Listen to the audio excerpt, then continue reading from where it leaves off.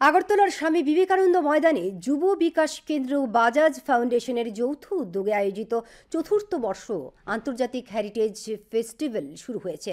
ফেস্টিভ্যালে দেশের ২৬টি রাজ্য থেকে ৪০০ জন এবং ৬০টি দেশের ১৭ জন যুব প্রতিনিধি অংশ নিয়েছেন। গতকাল উৎসবের উদ্বোধন করেন মুখ্যমন্ত্রী অধ্যাপক ডাক্তার মানিক সাহা।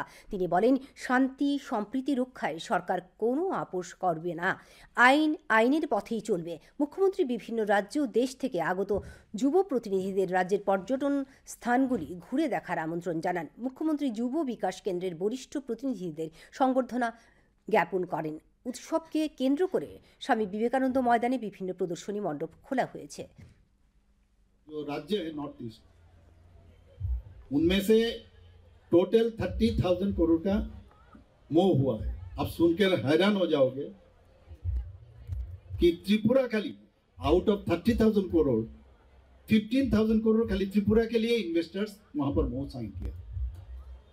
इसका मतलब क्या? ये लोग खबर रखते हैं त्रिपुरा, वहां पर लॉ एंड ऑर्डर कैसा है, वहां पर ट्रांसपेरेंसी कैसा है, तब जाके ये मोह हुआ है।